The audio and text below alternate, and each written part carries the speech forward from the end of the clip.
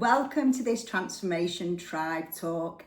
Today I'm talking about a leadership philosophy called Radical Candor and why I think it's important for leaders today.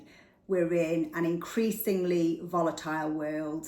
There's lots of uncertainty, there's increasing complexity, and there's lots of ambiguity.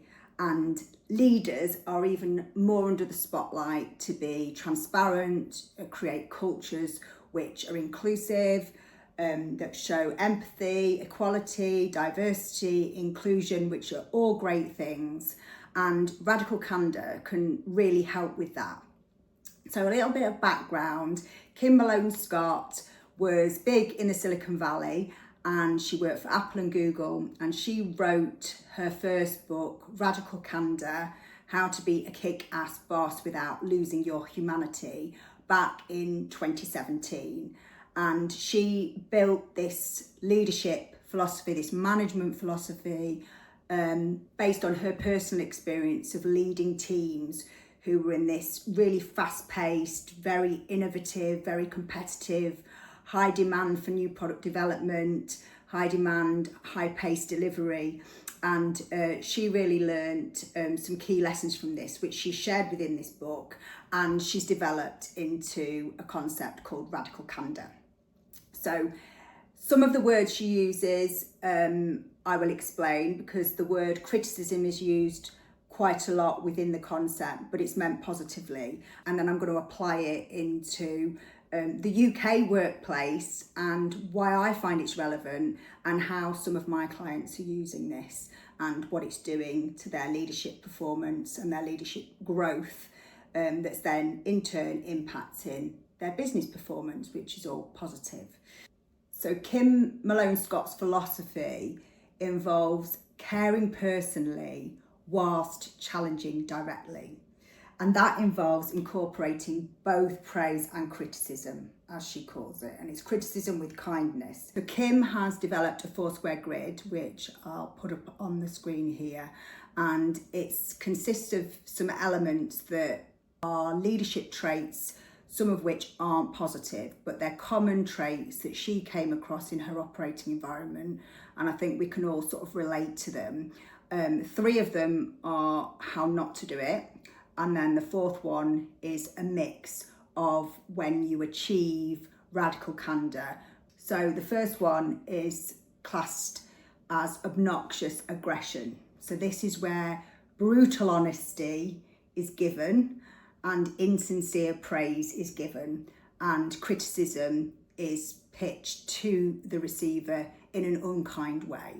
So this is kind of bish bash bosh. I don't care about the individuals. I just want to get it done. And I've no concern for how the person on the receiving end is going to feel about this, whether it lands or not, and whether they're going to do anything about it. The next one is ruinous empathy. And I actually see this quite a lot in the environments which I work in.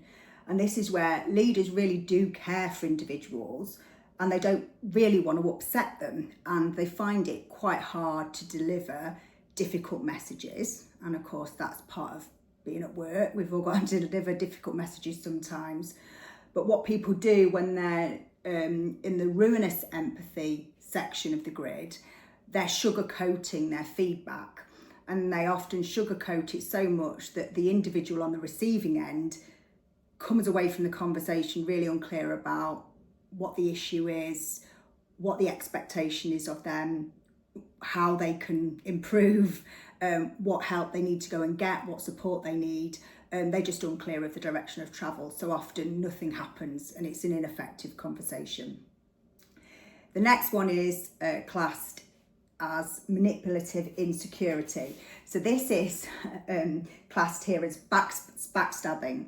So this is where somebody's passive aggressive, they demonstrate insincere praise. So they might praise somebody, but it's not really seen sincere or having meaning. And they give very harsh criticism, often behind people's back. So they're overly harsh when talking about that individual to others within the team and within the business, about this individual's performance, and therefore they're not trusted because they're seen as backstabbing, and if they're doing it about them, they must be doing it about me.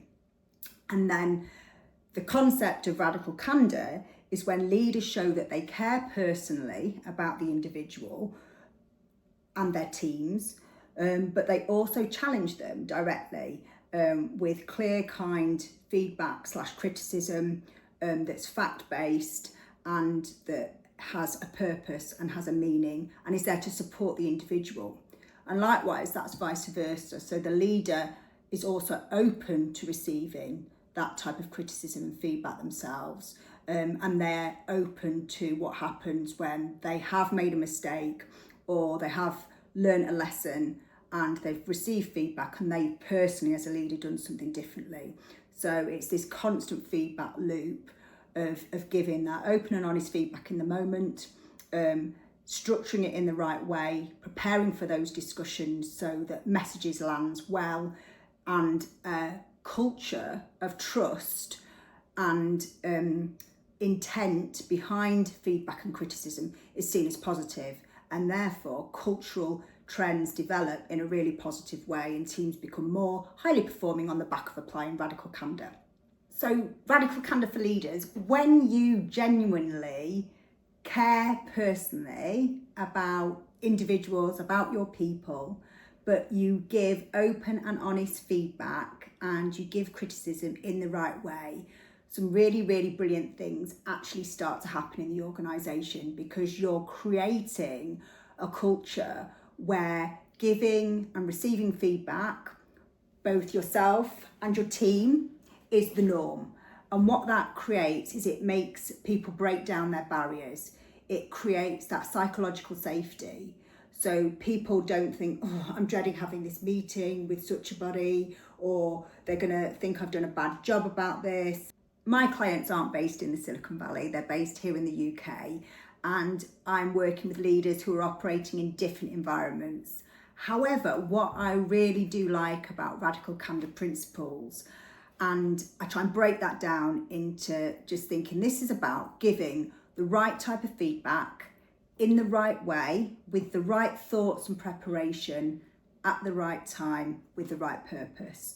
So it's a very, very simple way of thinking about things, but it's all about that openness, that honesty, using facts, caring deeply about the other person on a deeper level, not a superficial level, about how messaging is going to land, how they're going to interpret it, and most importantly, what's going to happen on the back of those conversations.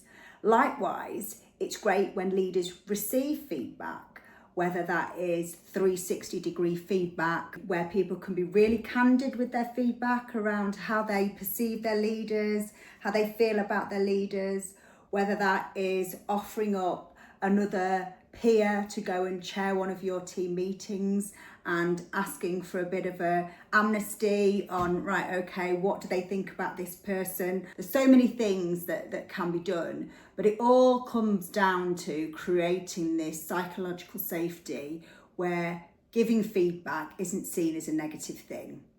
And when you create that, leadership capability actually grows at quite a fast rate, because people are more transparent with how they operate. People are less concerned about making a mistake. They're more concerned about what they're going to do and what happens next. Individuals and teams are more open to learning, which is great, right? We all want to keep lifelong learning, keep progressing. Therefore, when that happens, continuous improvement gets quicker. New product and service development happens more quickly, and people are more open about sharing their ideas because they're not going to be embarrassed if somebody doesn't like it or somebody doesn't take that idea forward, and people are more willing to encourage others to come in and collaborate with them and work on their ideas.